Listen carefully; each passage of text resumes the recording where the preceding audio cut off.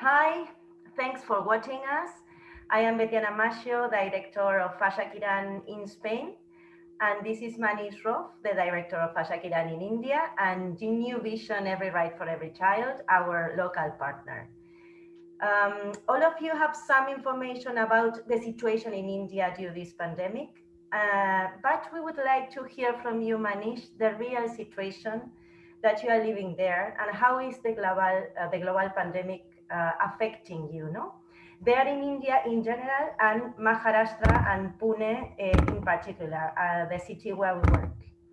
So thank you very much, Manish, for your time today. The first question I would like to ask you is, how is the situation in India today due to COVID? Okay, thank you, Bitiana. Thank you so much for inviting me to join this.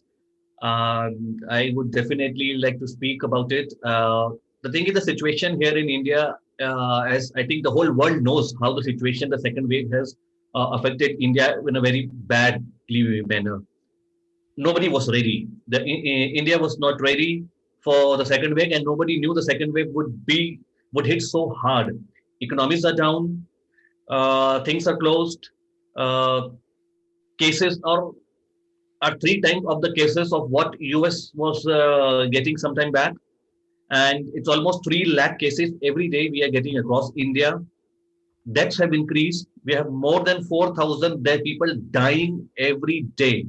You can imagine 4,000 people dying every day is a huge number, and most of them are young. The second wave has affected the younger population between 26 to 40, 40, 42. So these are the younger population which has been affected in this second wave. We have shortage of oxygen. I mean, it is shocking that how can there be a shortage of oxygen uh, because India was not ready, and suddenly cases went up, and so there was shortage of oxygen. We had to import oxygen from almost 40 different countries. Mm-hmm. Apart from ramping up production in India, new plants, oxygen concentrators, everything else, and it has gone. And there have been many deaths because of loss of oxygen. So this is a very shame on us that we have not been able to save our people because of oxygen. There is a shortage of medicines, the injections which saves life for severe COVID. There is a shortage, and shortage has increased black marketing. But anyway, there is still a shortage. Of course, the government has ramped up production. The companies have ramped up production of that. But meantime, it has lost many lives. Maharashtra has been the one of the worst affected in the first wave, also in the second wave. The number of cases when the peak of India was in the first wave, that is the case only in Maharashtra. What was in the peak in first wave is the case. It has reduced now. It has come below 50,000, but it is between 30 to 40,000 every day. Of course, we call it reduction because it is less than 70,000 what we were getting in the first week of May, 70 to 80,000, 90,000. So now it is less than 40,000, but still 40,000 is a huge number for just one state. Hospitals are full. There are no beds available. Private hospitals also no beds available. Overcharging by the hospitals. Less oxygen has shortage of oxygen and medicines. People have lost their jobs. Absolutely, the jobs have been lost. Poor people, since it has been called lockdown in Maharashtra, many people have lost their jobs. No payments, no food. If people are not dying of virus, people will die of hunger. Though the government has allowed to give them free ration, so at some places they are getting ration, but which is not enough for the family because there is no other money income. So this is the overall situation that we are facing. It is very scary. It is very scary situation. If we see the overall, it says that 85% of cases are mild and are in home isolation. 85%. That means we are not able to save 15% of those who are sick. This is very scary situation now in India. We hope things improve, and we hope the government acts fast Government is acting fast. We are not saying the government is not. Their government is doing their best that they could do. But hope this ends soon. There is a prediction that poverty could go up to 42% in the next 1.5 year to 2 years. It could go up to 42%, and that is a huge number for a country, for a developing country. The graph of the country will go down. So we hope this all ends soon. One of the most terrible consequences, no, about the pandemic. Yes. What has impacted you the most about this second wave? What do you think about that? And how do you see the coming weeks? No. Yeah. If we can predict that, no. If we can predict, yes. It's very difficult. But your point of view. See, the most impacted in this is the situation that people are struggling to survive. There is a situation where every day we hear our close ones dying. That's our one that is really very difficult to even hear about it. 4,000 deaths a day is not. For the government, it may just be a number. But for a person who has lost one person in the family, it's a whole world to them. We may say that 4,000 deaths. People may say, oh, out of 1 billion people, 4,000 die. It's there. But then it's a whole world to one family. So that is what is impacting more. People who are getting treatment, they will definitely be fine. They may have some weakness. They may have some post-COVID symptoms. So that is there. And in the coming weeks, I think, as per predictions, the government predictions and everything, that probably by July, it will stabilize. The situation will stabilize. But again, after 6 months, there is a prediction of the third wave. 6 months down the line, which is going to affect children below 18, mostly. That is the prediction. We don't know whether prediction is true or no. It is an assumption.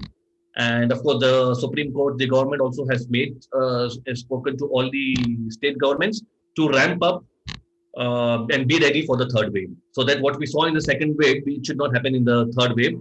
And since it is possible that children might get affected, so they have to ramp up. And the vaccination drive has to improve. No matter what, the vaccination has to, and we are facing a lot of shortage of vaccine. Being the vaccine maker of the world, we ourselves are now facing shortage of vaccine, that we have to import it from other countries now. So I see the coming weeks getting impacted to children.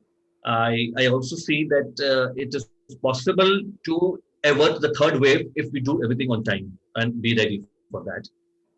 Poverty, as I said, is going to increase. Job losses is imminent. We cannot avoid it. There will be lots of job losses.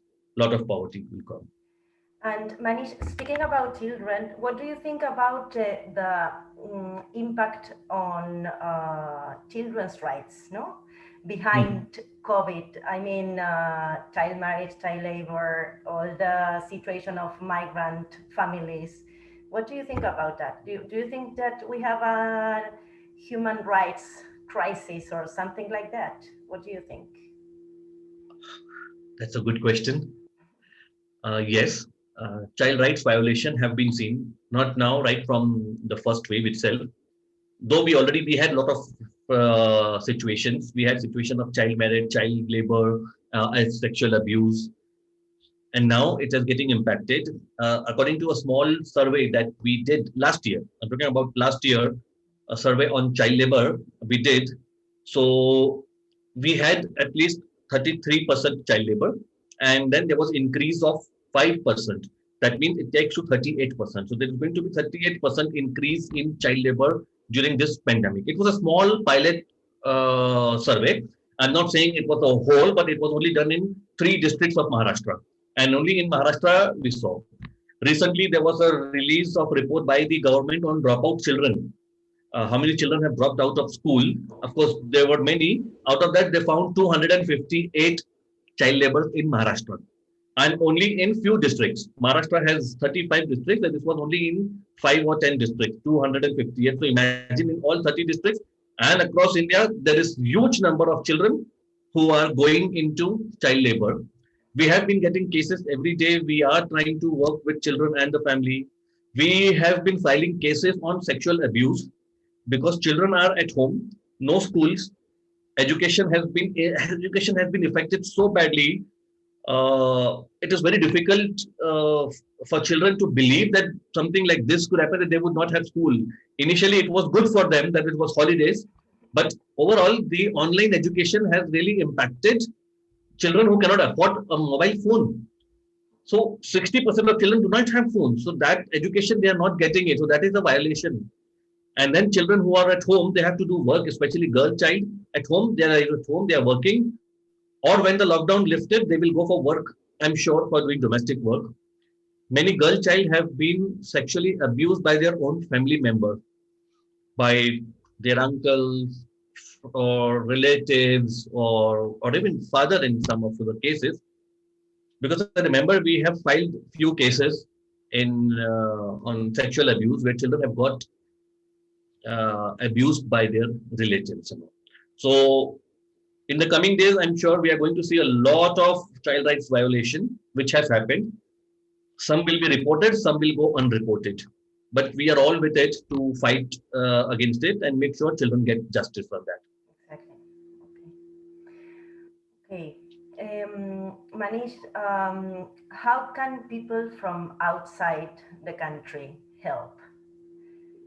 This is a difficult question, I think, because no, it's difficult to what can I do, no? But what do you think? But because I am sure that we can do, all of our community here of Asha-Kiran can do something about this. Yes, yes. I think one of the most important thing I think is that the whole world is affected. It is not only just India where people are losing jobs, it's across the world. Exactly. And across the world, people are going through financial crisis. And every government is trying to help their own people, including India. So they are trying all of their best. But at this time, in the second wave, I think we really need a lot of help in because we are working with children and staff, and families who are living on the streets or who are migrant. They have their who are migrant and they move from one city to the other or one construction site to the other site. And these are all daily wagers. They get paid every day. The day they are not working, they go hungry. They have no money. In some cases, they are being taken care of, but not everywhere. So we definitely are providing food grains to all of them, groceries, hygiene kit, everything, whatever a family needs to live till the time they find work or till the time the lockdown is lifted or till the time they find work, I think that is would be right to say we would be provide food grains to all the children. So at this time, we really need support financially to support these families for food grains and hygiene. Because apart from hygiene, food, you also need, like girls would need sanitary pads. They cannot buy; they would use to other resources. So that is one of the important thing.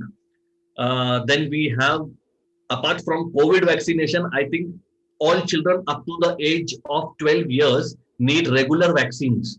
So we are in touch with the government and helping them to get, at least those children should not miss their vaccines.